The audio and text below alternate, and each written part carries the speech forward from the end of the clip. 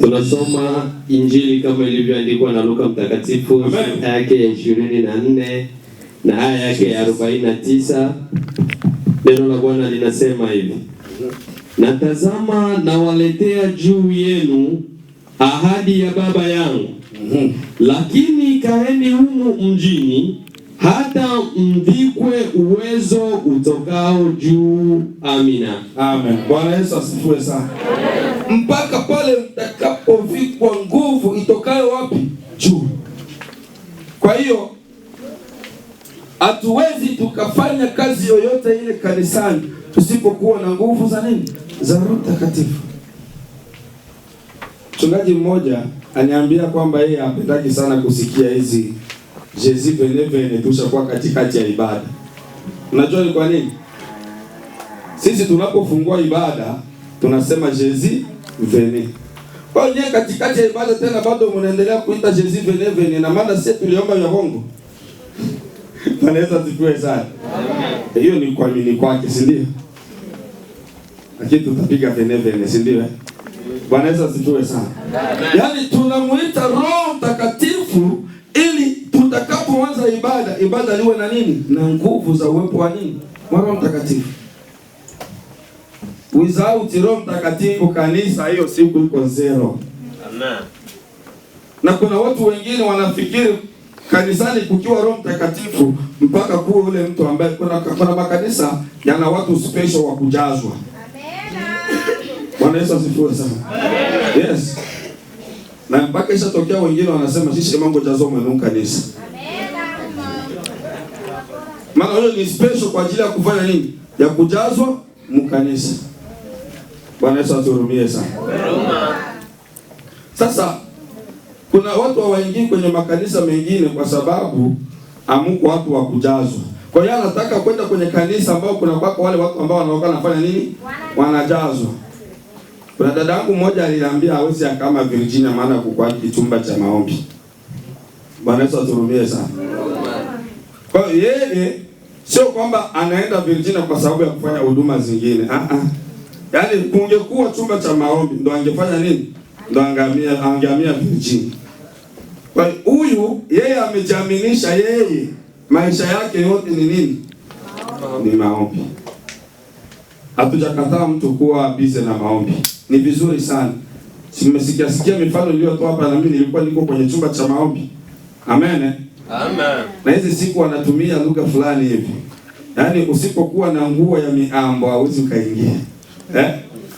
Kamwambia mzee tumisha wandana mimi tafutie nguo ya miambo nianze kuja huko. Bwana Yesu asifiwe sana. Ya Yesu vile. Mtafutie na mimi nguo ya miambo. Ili tukue tunafanya miambo pamoja. Bwana Yesu asifiwe sana. Amen. Maana ya nguvu. Nguvu ni neno la Kigiriki linalosema dynamis. Yaani uwezo wa kiungu wa kufanya mambo yasiyo ya kawaida. Uwezo wa kimungu wa kufanya mambo yasiyo ya kawaida. Matokeo ya nguvu ya Roho. Kwanza, ushindi juu ya dhambi. Mtu yeyote aliye na Roho wa Mungu ndani yake ni mshindi juu ya dhambi. Ukiwa na Roho wa Mungu hauwezi ukatenda dhambi. Bwana Yesu asifiwe sana. Ukiwa na Roho wa Mungu hauwezi ukatenda dhambi. Cha ajabu waliotoka kucheza sombe jana mapalipupa na vimanguo ambavyo vimeacha maziwa wazi ndo wanakuja hapa tena kutuimbia mtema wao sena kanisa. Bwana Yesu aturumie sana.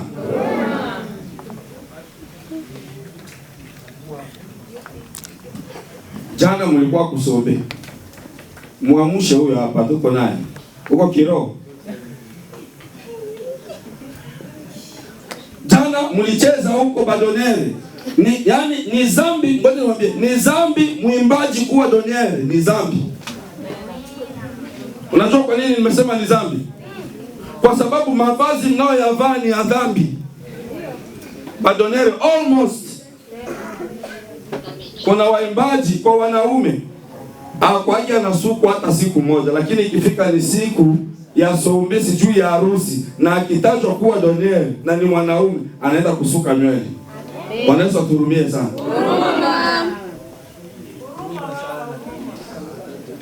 Kwa waimbaji, miaka yako yote haujawahi kukaa kichwa wazi, lakini ikifika siku ya harusi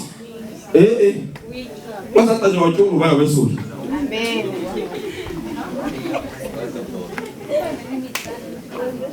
Bana mwana chiwango lale Chantal wanetalo wa ma. Bwana Yesu aturumie sana.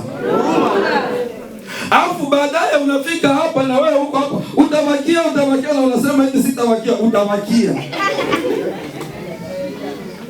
Bwana Yesu asifiwe sana. Kubakia ni lazima. Ulikuwa kusombea jana na mameka hapo zimoja zieleweki za wapi? Hapo ufike hapo utaambia utabakia. Ushika. Bwana Yesu asifiwe sana. Kuna watu walisafiri masaa 9, masaa 10, masaa 5. Mbalabala. Bashi lo mwana wa jirani, mwana wa fulani. Bwana Yesu asifiwe sana. Fulani watu waigundamanya. Fulani kufika hapa utabakia sitabakia, utabakia. Na kitambaa chako utafanya nini? Utabakia. Bwana Yesu asifiwe sana. Ushikala. Kabla ya ukila ongana roho ushikala. Kuna wengine wasema ni kumkosea mchungaji heshima. Bwana Yesu asifiwe sana. Bwana Yesu asifiwe sana. Kazi ya Roho Mtakatifu kanisani. Amen. Weti atano inasema Roho Mtakatifu hutoa moto wa kiroho. Roho Mtakatifu hutoa moto wa kiroho. Tusomee kwenye Matendo ya Mitume sura ya 2 mstari wa 4 hadi wa 3 hadi wa 4.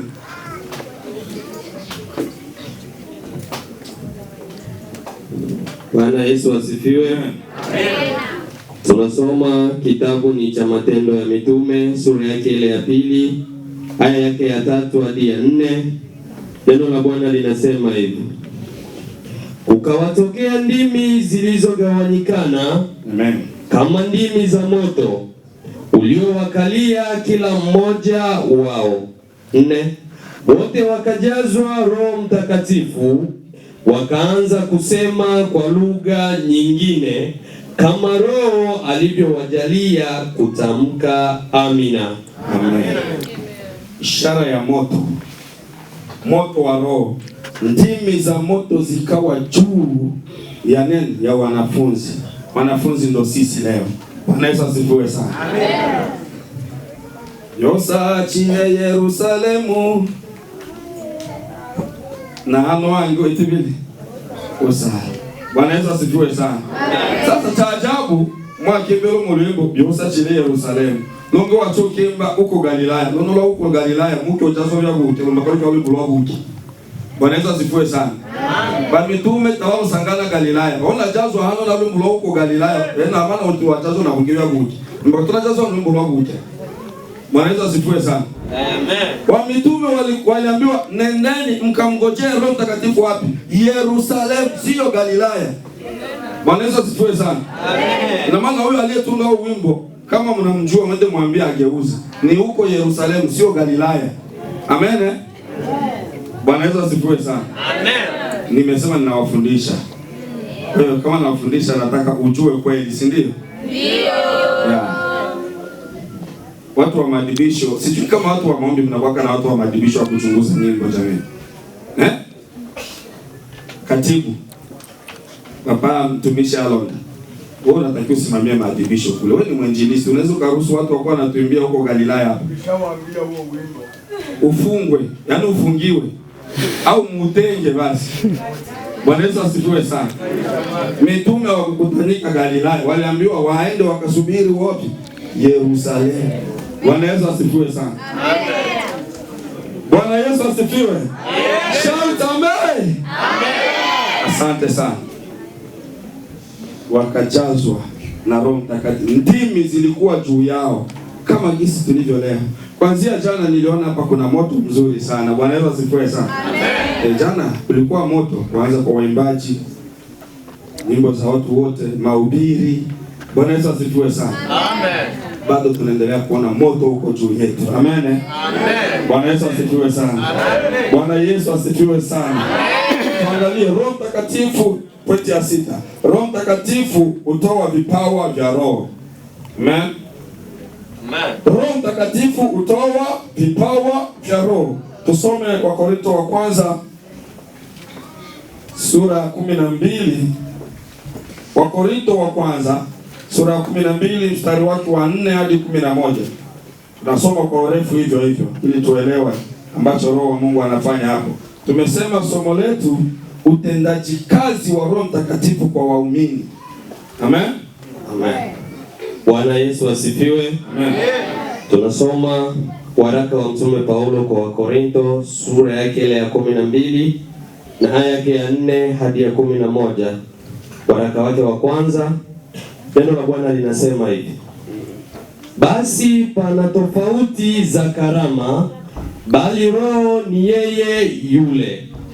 5, tena pana tofauti za huduma, na Bwana ni yeye yule.